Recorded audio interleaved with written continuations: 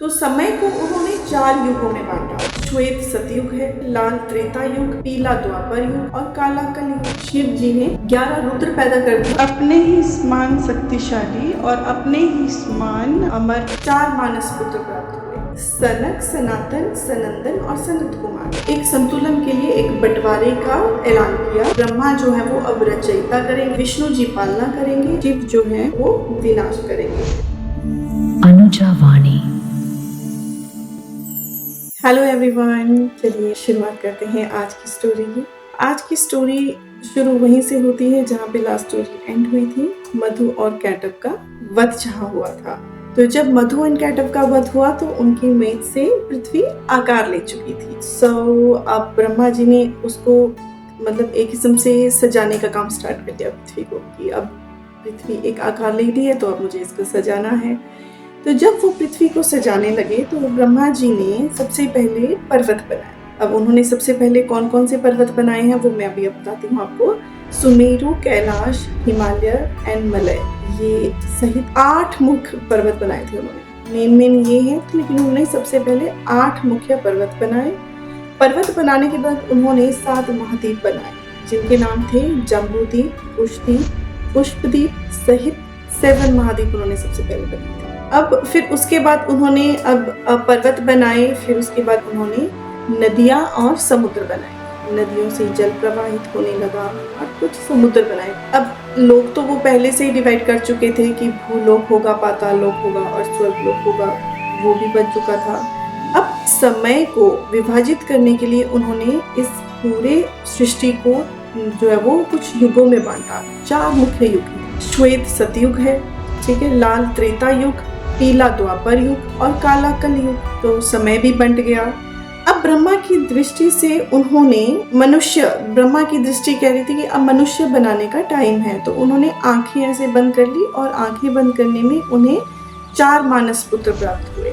4 मानस पुत्र कौन कौन से थे? सनक, सनातन, सनंदन और सनत कुमार। ये ब्रह्मा जी के प्रथम पुत्र थे। अब उन्होंने उनको बनाया इसलिए कि वो उनकी हेल्प करें इस सृष्टि को आगे बढ़ाने में, इस संसार को आगे बढ़ाने में। लेकिन जब ब्रह्मा ने उन्हें प्रजनन कर संसार को आगे बढ़ाने के लिए कहा तो चारों कुमारों ने विनम्रता से मना कर दिया। उन्होंने कहा कि ये जीवन और मृत्यु के चक्र में नहीं फंसना चाहते हैं और परम सत्य की खोज करना चाहते हैं। ब्रह्मा ने उन्हें समझाने की बहुत कोशिश करी, लेकिन वे अपने निर्णय पर अडिग रहे। अंत में उन्होंने ब्रह्मा से वरदान मांगा कि वे सदैव बाल रूप रहें, कभी भी बड़े ना हो और हमेशा ज्ञान प्राप्त करते रहें। पहले ब्रह्मा नहीं मान रहे थे, लेकिन एंड में उन्होंने अपने पुत्रों की बात को मान लिया और उन्हें वरदान दे दिया। लेकिन भीतर ही भीतर वो बहुत क्रोधित हुए।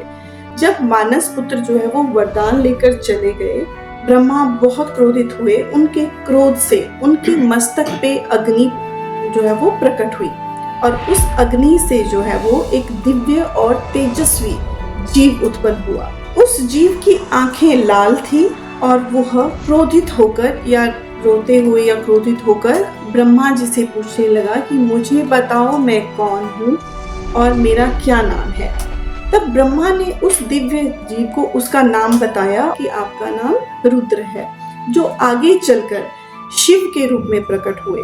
सृष्टि के संहारक और एक दिव्य शक्ति रुद्र के रूप में प्रकट हुई। ब्रह्मा ने शिव से सृष्टि में सहायता करने का अनुरोध किया, जिसे शिव ने जो है वो स्वीकार कर लिया और शिव ने तेजी से जीवों की रचना करनी शुरू कर दी। लेकिन वे अपने ही समान अमर जीव उत्पन्न करने लग पड़े।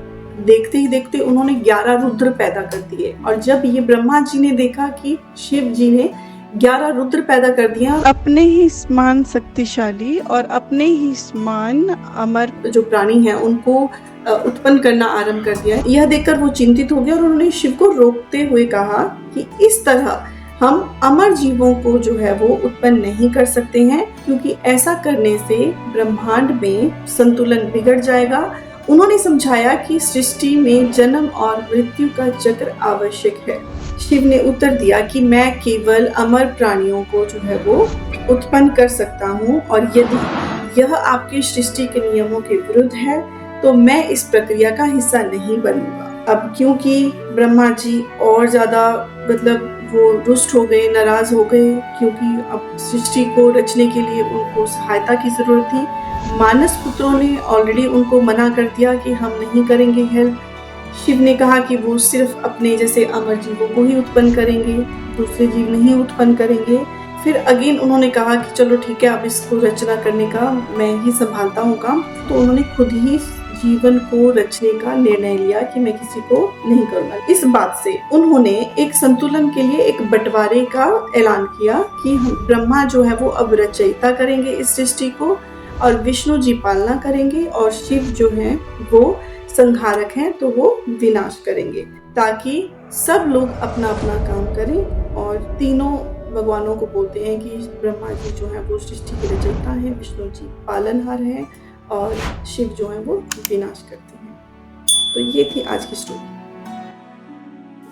आप देख रहे थे अनुजा वाणी।